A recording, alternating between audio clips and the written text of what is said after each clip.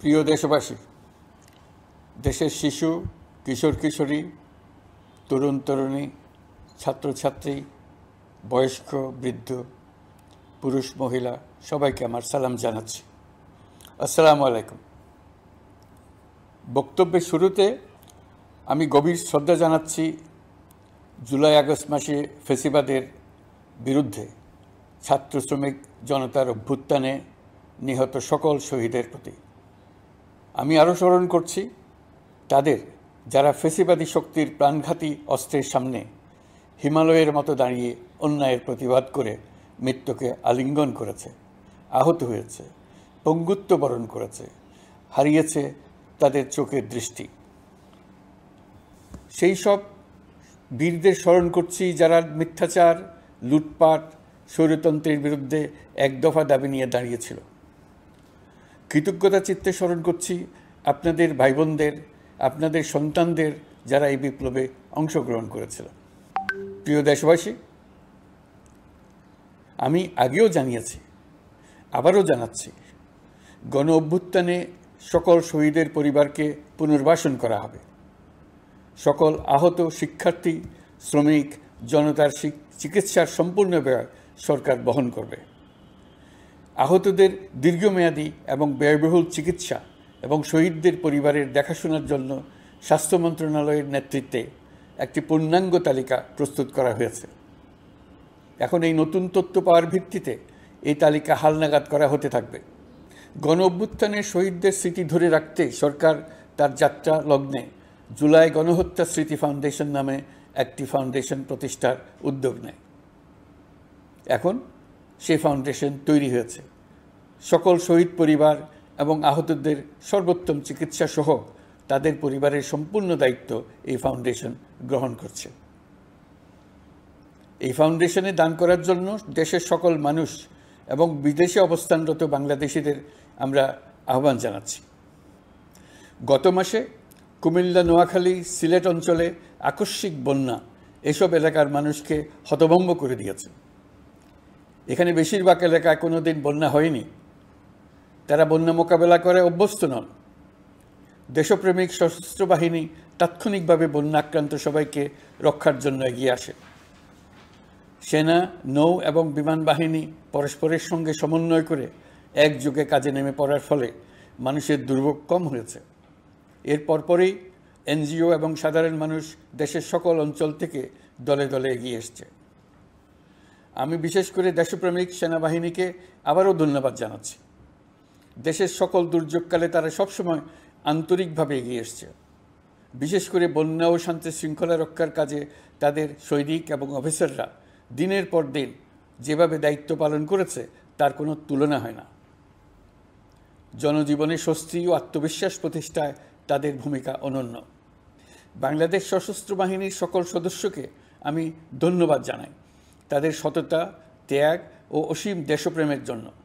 দেশের স্বাধীনতা সংগ্রাম থেকে শুরু করে বন্যা, খরা, ঝড়, বৃষ্টি, ঘূর্ণিঝড়, সকল প্রাকৃতিক দুর্যোগে আপনারা সকলের শেষ ভরসার স্থান। দেশের প্রতিটি ক্রান্তিলগ্নে আপনারা দেশের মানুষের পাশে থেকেছেন। দেশের স্বাধীনতার পক্ষে, সার্বভৌমত্বের পক্ষে অবস্থান নিয়েছেন। দেশ গঠনে আপনারা সবার আগে এগিয়ে এসছেন। বিগত জুলাই হতে শুরু হওয়া গণ অভ্যুত্থান, বন্যা, নিরাপত্তা প্রদান, অস্ত্র উদ্ধার সহ সকল কার্যক্রমে আপনারা সফলভাবে দিনরাত কাজ করে যাচ্ছেন। সরকার ও জনগণের পক্ষ থেকে আমি আপনাদের প্রতি কৃতজ্ঞতা জানাচ্ছি। বন্যা আমাদের জনজীবনে আরেকটি দিক উন্মোচন করল।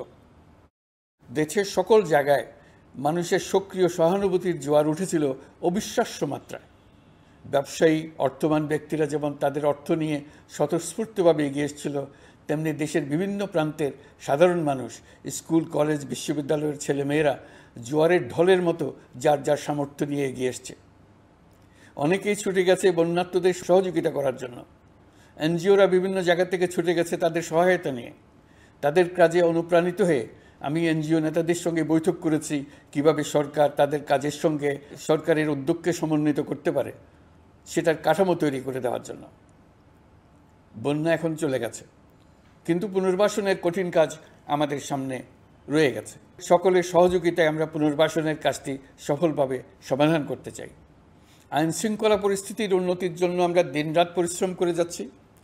যে সমস্ত ভাই বোনেরা তাদের গত 16 বছরের বেদনা জানিয়ে তার প্রতিকার পাওয়ার জন্য আমার অফিস এবং সচিবালয়ের অফিসসমূহের সামনে প্রতিদিন ঘেরাও কর্মসূচি দিয়ে আমাদের কাজকর্ম ব্যাহত করছিলেন, তারা আমার আহ্বানে সাড়া দিয়ে ঘেরাও কর্মসূচির থেকে বিরত হয়েছেন বটে, তবে অন্যত্র আবার তারা তাদের কর্মসূচি দিয়ে যাতায়াতে ব্যাঘাত সৃষ্টি করছেন।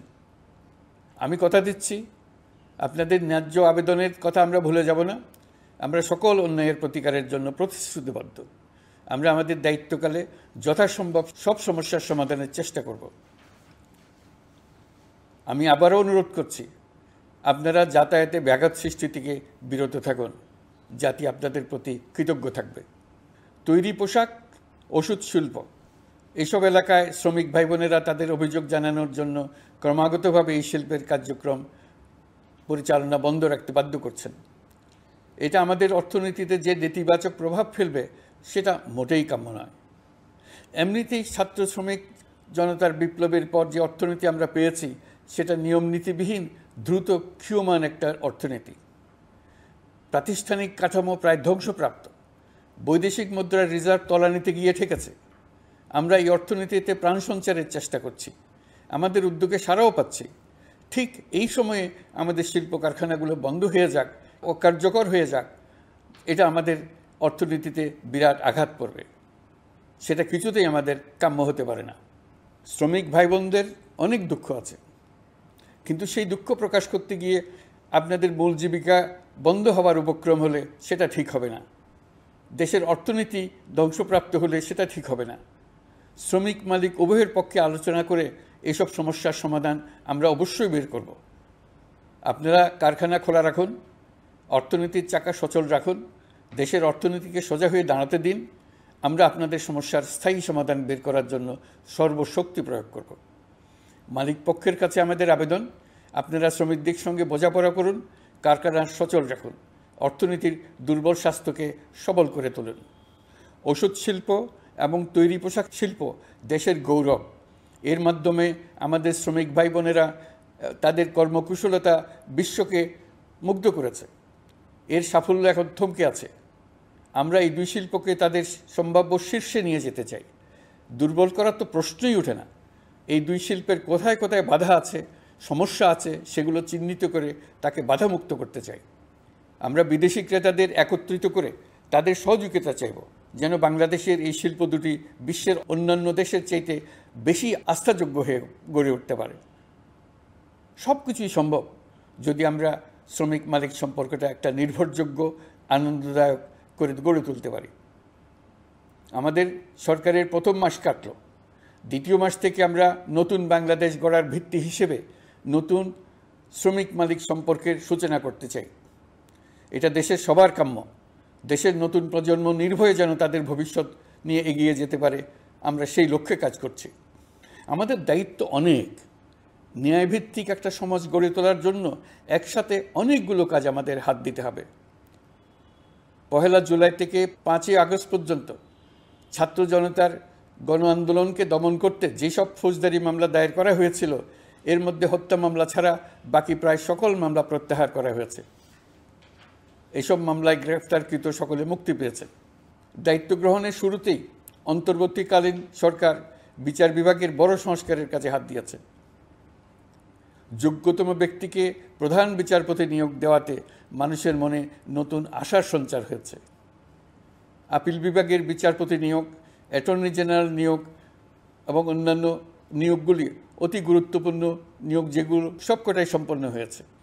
সন্ত্রাস দমন আইন ও ডিজিটাল সাইবার নিরাপত্তা আইনে দায়েরকৃত মিথ্যা হয়রানিমূলক মামলাগুলো প্রত্যাহার করা হচ্ছে। সাইবার নিরাপত্তা আইন সহ বাংলাদেশে বিদ্যমান সকল কালো আইনের তালিকা করা হয়েছে। অতি সত্বর এই সকল কালো আইন বাতিল ও প্রযোজ্য ক্ষেত্রে সংশোধন করা হবে। সাংবাদিক সাগর রনি হত্যাকাণ্ড সহ বহুল আলোচিত 5টি হত্যাকাণ্ডের তদন্ত ও বিচার অগ্রাধিকার ভিত্তিতে ও দ্রুততম সময়ে নিষ্পত্তির জন্য সহায়তা প্রদান করা হচ্ছে।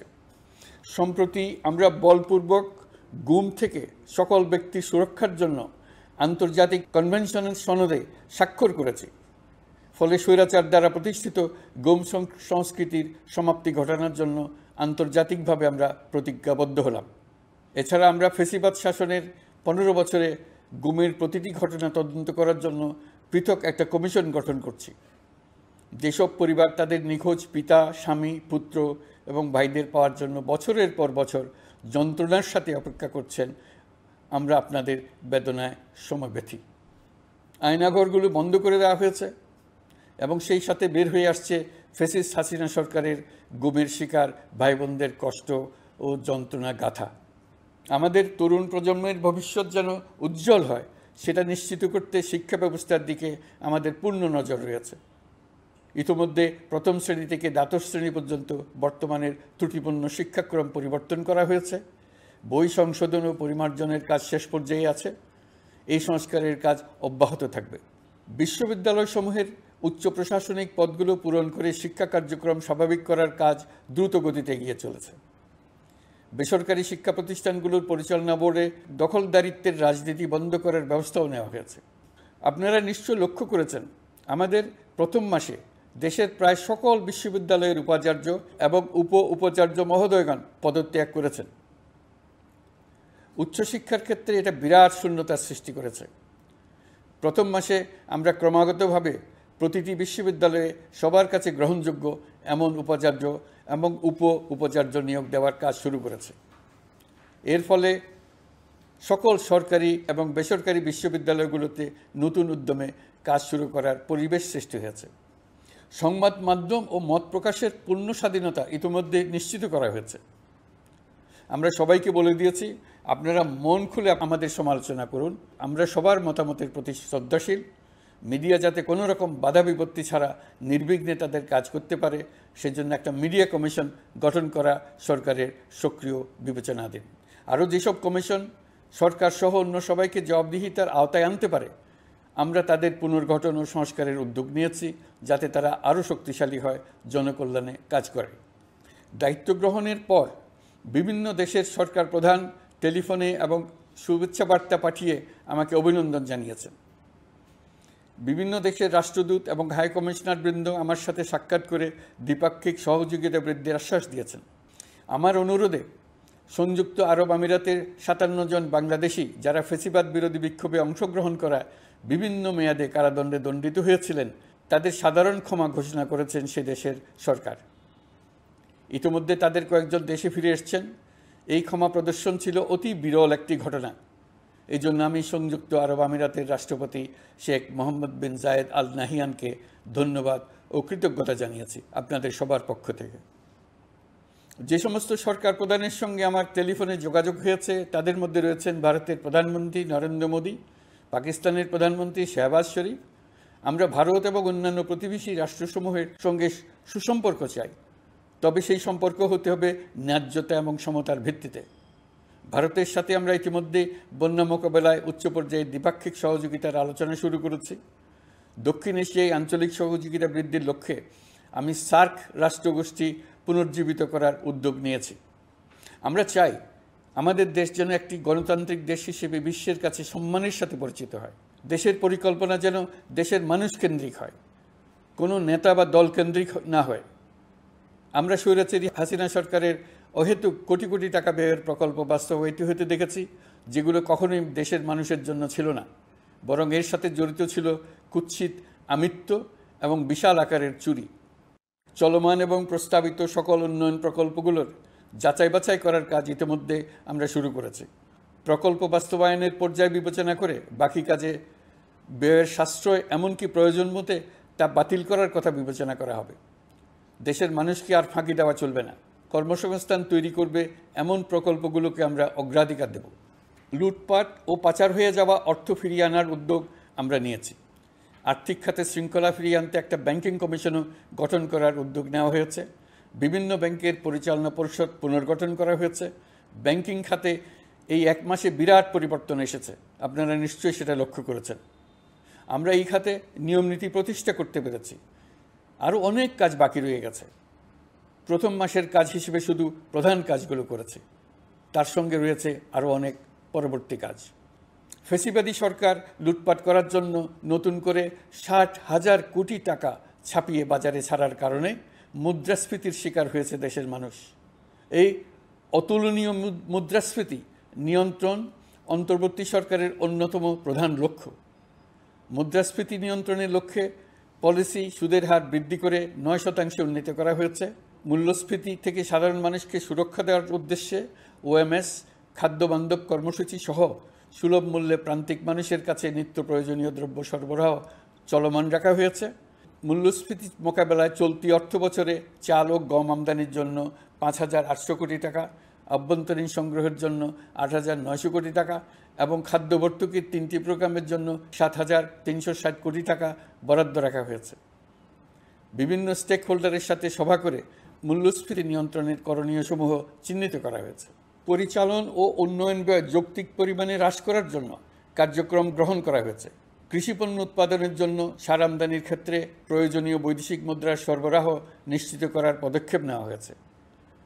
প্রকৃত চাষিগণ যাতে কৃষি ঋণ পেয়ে থাকেন তা নিশ্চিত করার উদ্যোগ নেওয়ার পাশাপাশি কৃষি ঋণের পরিমাণ বৃদ্ধি করা হয়েছে। মার্কিন ডলারের বিপরীতে টাকার বিনিময় হার স্থিতিশীল রাখার লক্ষ্যে বৈদেশিক মুদ্রার বিনিময় হারকে বাজারভিত্তিক করা হয়েছে। কালো টাকা সাদা করার অনৈতিক অনুমতি বাতিল করা হয়েছে। বৈদেশিক মুদ্রার রিজার্ভ বৃদ্ধি করতে বিভিন্ন উন্নয়ন সহযোগীদের কাছ থেকে বাজেট সাপোর্ট চাওয়া হয়েছে। আন্তর্জাতিক মুদ্রা তহবিল থেকে অতিরিক্ত 3 বিলিয়ন মার্কিন ডলার, বিশ্বব্যাংক থেকে অতিরিক্ত 1 বিলিয়ন ডলার, জাইকা থেকে অতিরিক্ত 1 বিলিয়ন মার্কিন ডলার প্রদানের অনুরোধ করা হয়েছে। রূপপুর পারমাণবিক বিদ্যুৎ কেন্দ্র নির্মাণ প্রকল্পের অগ্রিম অর্থ পরিশোধ এবং বকেয়া পাওনা নিয়ে রাশিয়ান ফেডারেশনের সাথে অর্থ মন্ত্রণালয়ের আলোচনা চলছে। পাইপলাইনে থাকা 48 বিলিয়ন মার্কিন ডলার বৈদেশিক সহায়তা ব্যবহারের উদ্যোগ নেওয়া হয়েছে। মেগা প্রকল্পের নামে লুটপাট বন্ধের পাশাপাশি স্বাস্থ্য ও শিক্ষা খাতে বরাদ্দ বৃদ্ধির পরিকল্পনা গ্রহণ করা হয়েছে। বৈদেশিক মুদ্রার রিজার্ভের উপর চাপ কমানোর লক্ষ্যে রাশিয়া এবং চীন থেকে প্রাপ্ত ঋণের সুদের হার কমানো এবং ঋণের মেয়াদ বৃদ্ধির জন্য অনুরোধ জানানো হয়েছে। সকল উন্নয়ন সহযোগীদের সাথে সম্পর্ক আরও নিবিড় করার উদ্যোগ নেওয়া হয়েছে। সকল অর্থনৈতিক সূচক এবং পরিসংখ্যানের প্রকৃত মান বা সংখ্যা প্রকাশের জন্য নির্দেশনা প্রদান করা হয়েছে। জিডিপি, মূল্যস্ফীতি ইত্যাদি সঠিক উপাত্ত সংগ্রহ, প্রাক্কলন ও প্রকাশের জন্য নির্দেশনা দেওয়া হয়েছে। জাতীয় রাজস্ব বোর্ড এবং অর্থ বিভাগের রাজস্ব আয় সম্পর্কিত উপাত্তের মধ্যে পার্থক্য নিরসনে উদ্যোগ নেওয়া হয়েছে। প্রকৃত রপ্তানি আয় নিরূপণ এবং প্রকাশের নির্দেশনা দেওয়া হয়েছে। জাতীয় রাজস্ব বোর্ডের অটোমাইজেশনের লক্ষ্যে পরিকল্পনা গ্রহণ করা হয়েছে। পুঁজিবাজারকে স্বাভাবিক ধারায় ফিরিয়ে আনতে সিকিউরিটি এক্সচেঞ্জ কমিশন পুনর্গঠন করা হয়েছে। নিত্য প্রয়োজনীয় পণ্য সামগ্রীর সরবরাহ স্বাভাবিক রাখার নিমিত্তে ব্যবসায়ী, শিল্প মালিক ও ব্যবসায়ী সংগঠনের সাথে সভা করা হচ্ছে এবং তাদের মতামতের ভিত্তিতে বিভিন্ন ব্যবস্থা গ্রহণ করা হচ্ছে। বিদ্যমান মজুদ ও ঘাটতি মূল্যায়ন করে ভবিষ্যৎ চাহিদা পর্যালোচনা করে স্থানীয় উৎপাদন বৃদ্ধির পাশাপাশি আমদানি পর্যায়ে বিভিন্ন জটিলতা দূরীকরণ, বন্দর ও বড় মোকামসহ পরিবহন ব্যবস্থার বিভিন্ন সমস্যা সমাধানে সংশ্লিষ্ট সকল মন্ত্রণালয়, দপ্তর, বিভাগকে প্রয়োজনীয় নির্দেশ দেওয়া হয়েছে। এই জন্য তেল, চিনি, ডিম ও মাংস উৎপাদনকারী বৃহৎ প্রতিষ্ঠানসমূহের সাথে সভা ও মতবিনিময় করা হচ্ছে। নিত্য প্রয়োজনীয় কিছু দ্রব্যাদি যেমন পেঁয়াজ, আলু এসবের দাম আরও কমানোর জন্য বিদ্যমান শুল্ক হার হ্রাসের বিষয়ে এনবিআরকে প্রয়োজনীয় নির্দেশনা দেওয়া হয়েছে। ইতোমধ্যে এনবিআর পেঁয়াজ, আলু ও কতিপয় কীটনাশকের ক্ষেত্রে আমদানি শুল্ক হ্রাস এবং ক্ষেত্র বিশেষে রেগুলেটরি শুল্ক প্রত্যাহার করে এসআরও জারি করেছে। নিম্ন আয়ের 1 কোটি পরিবারকে টিসিবির মাধ্যমে হ্রাসকৃত মূল্যে কিছু পণ্য যেমন পরিবার প্রতি চাল মাসে 5 কেজি, সয়াবিন তেল মাসে 2 কেজি, মসুর ডাল মাসে 2 কেজি দেওয়া হচ্ছে। এটি সামনের দিনগুলোতে অব্যাহত রাখা হবে। সরকার দায়িত্ব গ্রহণের পর জনপ্রত্যাশা অনুযায়ী বিদ্যুৎ, জ্বালানি ও খনিজ সম্পদ মন্ত্রণালয় হতে বিদ্যুৎ ও জ্বালানির দ্রুত সরবরাহ বৃদ্ধি আইনের অধীনে চলমান সকল প্রকার নেগোসিয়েশন, প্রকল্প বাছাই এবং ক্রয় প্রক্রিয়াকরণ কার্যক্রম আপাতত স্থগিত করা হয়েছে। গত 1.5 দশকে এই আইন ব্যবহার করে লক্ষ কোটি টাকা লুটপাট হয়েছে। বিদ্যুৎ, জ্বালানি ও খনিজ সম্পদ মন্ত্রণালয়ের আওতাধীন কোম্পানিসমূহে অধিকতর স্বচ্ছতা ও জবাবদিহিতা আনার লক্ষ্যে কোম্পানিসমূহের পরিচালনা পর্ষদ পুনর্গঠন করা হয়েছে। প্রকৌশল, ভূতত্ত্ব এবং খনিজ হিসাব বিষয়ে অধ্যয়ন করেছে এমন ছাত্র প্রতিনিধি অন্তর্ভুক্ত করার জন্য উদ্যোগ গ্রহণ করা হয়েছে। এই খাতে অধিকতর সক্ষমতা, গতিশীলতা এবং জবাবদিহিতা নিশ্চিত করার লক্ষ্যে বিশেষজ্ঞগণের সমন্বয়ে একটি কমিটি গঠন করা হয়েছে। জ্বালানি তেলের মূল্য জনপ্রত্যাশা অনুযায়ী সহনশীল রাখতে অকটেন ও পেট্রোলের দাম 6 টাকা, ডিজেল ও কেরোসিনের দাম 1 টাকা 25 পয়সা কমানো হয়েছে। 37 দিন বন্ধ থাকার পর গত 25 আগস্ট হতে মিরপুর 10 ও কাজীপাড়া স্টেশন ছাড়া বাকি সব স্টেশনে মেট্রো রেল পুনরায় চালু করা হয়েছে। ভুয়া মুক্তিযোদ্ধাদের চিহ্নিত করার লক্ষ্যে বিশেষ করে মুক্তিযুদ্ধের সময় যাদের বয়স 12.5 বছরের কম ছিল তাদের মুক্তিযুদ্ধ তালিকা হতে বাতিলের জন্য সুপ্রিম কোর্টে লিভ টু আপিলের পদক্ষেপ গ্রহণ করা হয়েছে। মুক্তিযোদ্ধা কল্যাণ ট্রাস্টের আওতাধীন বেদখলকৃত স্থাবর সম্পত্তি উদ্ধারে প্রয়োজনীয় ব্যবস্থা গ্রহণ করা হয়েছে। গৃহায়ন ও গণপূর্ত মন্ত্রণালয় কর্তৃক গৃহীত বরিশাল, রংপুর, ময়মনসিংহ উন্নয়ন কর্তৃপক্ষ আইন এর খসড়া তৈরির কার্যক্রম নেওয়া হয়েছে। পূর্বাচল নতুন শহর প্রকল্প, ঢাকার আশেপাশে স্যাটেলাইট সিটি নির্মাণের রোডম্যাপ চূড়ান্তকরণের উদ্যোগ নেওয়া হয়েছে। বিধি বহির্ভূত প্রদত্ত প্লট ও ফ্ল্যাটের বরাদ্দ বাতিলের উদ্যোগ নেওয়া হয়েছে। প্রিয় দেশবাসী, আপনাদের আমাদের সন্তানদের জন্য একটি গণতান্ত্রিক বাংলাদেশের রূপরেখা তৈরি করতে আমরা দৃঢ় প্রতিজ্ঞ। আর যেন আমাদের কোনো স্বৈরাচারের হাতে পড়তে না হয়। আমরা যাতে বলতে পারি আমরা একটি গণতান্ত্রিক দেশে বসবাস করি, আমরা যাতে সকলেই দাবি করতে পারি যে এই দেশটি আমাদের, আমরা সেই লক্ষ্যেই কাজ করছি। কেউ আইন নিজের হাতে তুলে নেবেন না। আইন নিজের হাতে তুলে নিয়ে কেউ সমাজে বিশৃঙ্খল পরিবেশ সৃষ্টি করলে আমরা তাকে অবশ্যই শাস্তির আওতায় নিয়ে আসব। আমরা একটি সাম্প্রদায়িক সম্প্রীতির দেশ। ধর্মীয় সম্প্রীতি বিনষ্ট হয় এমন কোনো কাজ কেউ কোনোভাবেই করবেন না। অতীতে শুধুমাত্র আওয়ামী মতাদর্শী না হওয়ার কারণে 18তম থেকে 42তম BCS পর্যন্ত BPSC কর্তৃক সুপারিশকৃত অনেক প্রার্থী নিয়োগ বঞ্চিত হয়েছেন। 8ই আগস্ট পরবর্তী সময়ে এর মধ্যে এদের 259 জনকে নিয়োগ দেওয়া হয়েছে।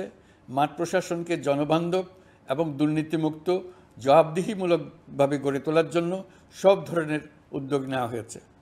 সরকারি কর্মচারীদের বাধ্যতামূলকভাবে সম্পদ বিবরণী দাখিলের নির্দেশ দেওয়া হয়েছে এবং এটা প্রতি বছর তাদেরকে করতে হবে।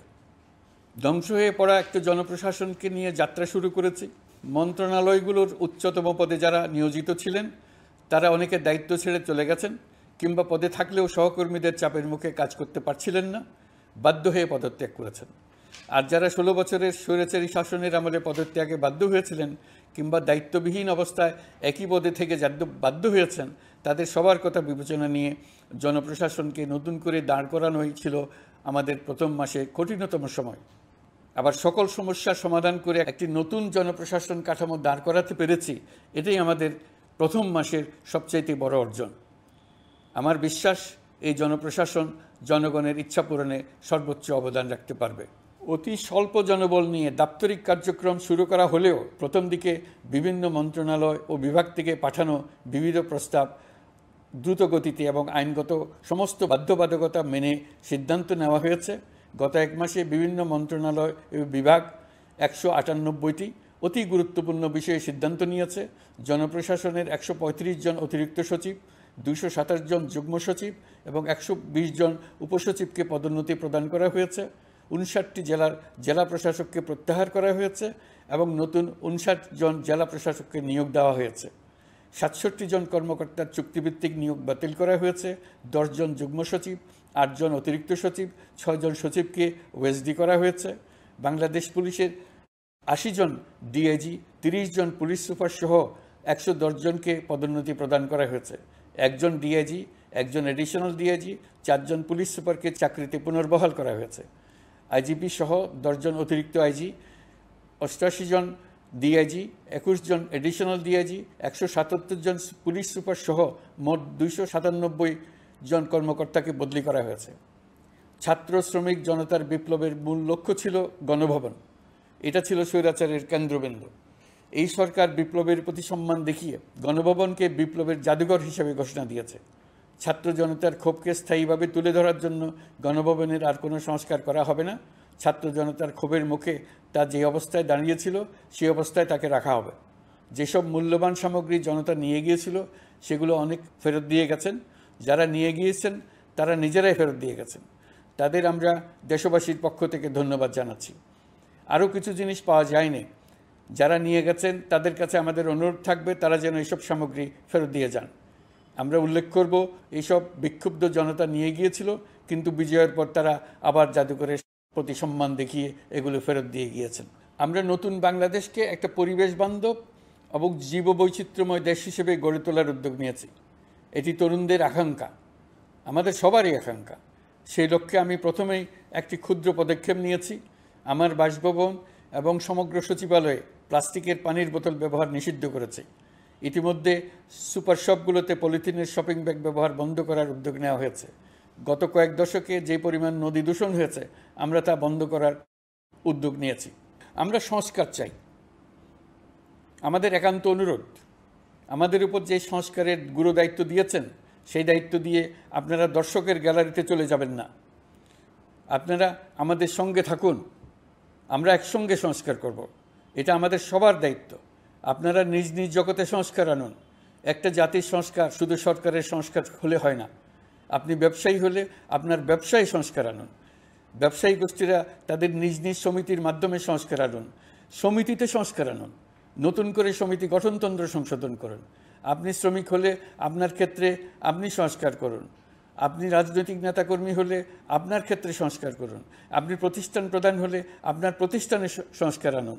আমি এটাকে সুযোগ হিসেবে গ্রহণ করার জন্য সবাইকে আহ্বান জানাচ্ছি। এই সংস্কারের মাধ্যমে আমরা জাতি হিসেবে নতুনভাবে যাত্রা শুরু করতে চাই। আমাদের এই যাত্রা আমাদেরকে পৃথিবীর একটা সম্মানিত জাতি হিসেবে প্রতিষ্ঠিত করুক, এটাই আমাদের সবার কাম্য, এটাই আমাদের সবার লক্ষ্য। গত এক মাসে আমি বেশ কিছু রাজনৈতিক দলের সঙ্গে পৃথকভাবে বসছি, তাদের সঙ্গে মতামত বিনিময় করেছি। তারা আমাদের উৎসাহিত করেছেন, ছাত্র শ্রমিক জনতার বিপ্লবের লক্ষ্যের প্রতি সমর্থন জানিয়েছেন, সংস্কারের কাজে পূর্ণ সহযোগিতার দেওয়ার আশ্বাস দিয়েছেন। আমি দেশের বিশিষ্ট সম্পাদক বৃন্দের সঙ্গে মত বিনিময় করেছি, তারাও সংস্কারের কাজে পূর্ণ সহযোগিতা দেওয়ার আশ্বাস দিয়েছেন। তারা বিভিন্ন বিষয়ে মূল্যবান পরামর্শ দিয়েছেন। সবার পরামর্শ নিয়ে এখন আমাদের অগ্রসর হওয়ার পালা। আমি বিশিষ্ট ব্যবসায়ীদের সঙ্গে বৈঠক করেছি, তাদের কাছে আমাদের সরকারের লক্ষ্যগুলো ব্যাখ্যা করেছি, তারাও আমাদের লক্ষ্যের সঙ্গে একমত প্রকাশ করেছেন। আপনারা জানেন, ছাত্র শ্রমিক জনতার ঐতিহাসিক জুলাই গণ অভ্যুত্থানের মুখে এবং হাজারো মানুষের আত্মদানের বিনিময়ে বাংলাদেশে ফ্যাসিস্ট সরকারের পতন হয়েছে। এই গণ অভ্যুত্থানের বার্তা ও আকাঙ্ক্ষা বাস্তবায়নের জন্য একটি অভূতপূর্ব সময় ও সুযোগ আমরা এর মধ্য দিয়ে অর্জন করেছি। এর বাস্তবায়ন তথা বাংলাদেশের ফ্যাসিজম বা স্বৈরতান্ত্রিক শাসন পুনরাবৃত্তির আশঙ্কা রোধ এবং জনমালিকানা ভিত্তিক কল্যাণমুখী জনস্বার্থে নিবেদিত একটি রাষ্ট্র ব্যবস্থা প্রবর্তনের লক্ষ্যে কিছু জাতীয় ভিত্তিক সংস্কার সম্পন্ন করা জরুরি হয়ে পড়েছে। উক্ত সংস্কার ভাবনার অন্যতম কেন্দ্রবিন্দু হচ্ছে সুষ্ঠু নির্বাচন ব্যবস্থা, সুশাসন প্রতিষ্ঠা করা। আমরা যেহেতু জনগণের ভোটাধিকার ও জনগণের মালিকানায় বিশ্বাস করি, সেহেতু নির্বাচন ব্যবস্থার উন্নয়নে আমাদের সংস্কার ভাবনায় গুরুত্ব পেয়েছে অধিক। আমরা মনে করি নির্বাচনের নামে সংখ্যাগরিষ্ঠতার একাধিপত্য ও দুঃশাসন মানুষের উপর চাপিয়ে দেওয়া বা এর মাধ্যমে এক ব্যক্তি বা এক পরিবার বা কোনো গোষ্ঠীর কাছে সকল ক্ষমতা কুক্ষিগত করে রাখার কোনো ক্রমেই গ্রহণযোগ্য নয়। এসব আশঙ্কা রোধ করার জন্য নির্বাচনের সাথে সম্পর্কিত নির্বাচন কমিশন সহ অন্যান্য প্রতিষ্ঠানগুলোর সংস্কারের কথা আমরা ভাবছি। নির্বাচন ব্যবস্থার সাথে সম্পর্কিত প্রতিষ্ঠান হিসেবে পুলিশ প্রশাসন, জনপ্রশাসন, বিচার প্রশাসন, দুর্নীতি দমন কমিশন এই 4টি প্রতিষ্ঠানের সংস্কার করা সুষ্ঠু ও অবাধ নির্বাচনের জন্য অপরিহার্য। এসব প্রতিষ্ঠানের সংস্কার জনমালিকানা ভিত্তিক, জবাবদিহিমূলক এবং কল্যাণমূলক রাষ্ট্র ব্যবস্থা প্রতিষ্ঠায় অবদান রাখবে বলে আমি বিশ্বাস করি। এর পাশাপাশি সমাজের সকল স্তরের মানুষের প্রতিনিধিত্ব ও স্বার্থ নিশ্চিত করার জন্য এবং জুলাই গণ অভ্যুত্থানের বার্তাকে প্রতিফলিত করার জন্য সাংবিধানিক সংস্কারের প্রয়োজন আমরা অনুভব করছি। এসব বিষয়ে সংস্কার করার প্রাথমিক পদক্ষেপ হিসেবে আমরা প্রাথমিকভাবে 6টি কমিশন গঠন করার সিদ্ধান্ত নিয়েছি। এসব কমিশনের কাজ পরিচালনার জন্য বিষয়ভিত্তিক অভিজ্ঞতা বিবেচনা করে 6 জন বিশিষ্ট নাগরিকের নেতৃত্বে এই কমিশনগুলো পরিচালনা করার দায়িত্ব দিয়েছি। এরপর আরও বিভিন্ন বিষয়ে কমিশন গঠন করার প্রক্রিয়া আমরা অব্যাহত রাখব। নির্বাচন ব্যবস্থা সংস্কার কমিশনের প্রধান হিসেবে দায়িত্ব পালন করবেন ডক্টর বদিউল আলম মজুমদার। পুলিশ প্রশাসন সংস্কার কমিশনের প্রধান হিসেবে কাজ করবেন জনাব সরফরাজ চৌধুরী। বিচার বিভাগ সংস্কার কমিশনের প্রধান হিসেবে দায়িত্ব পালন করবেন বিচারপতি শাহ আবু নাঈম মুমিনুর রহমান। দুর্নীতি দমন সংস্কার কমিশনের প্রধান হিসেবে দায়িত্ব পালন করবেন ডক্টর ইফতেখারুজ্জামান। জনপ্রশাসন সংস্কার কমিশনের প্রধান হিসেবে দায়িত্ব পালন করবেন জনাব আব্দুল মুহিত চৌধুরী। সংবিধান সংস্কার কমিশনের প্রধান হিসেবে দায়িত্ব পালন করবেন ডক্টর শাহদিন মালিক। এসব কমিশনের অন্য সদস্যদের নাম কমিশন প্রধানদের সাথে আলোচনা করে ঠিক করা হবে।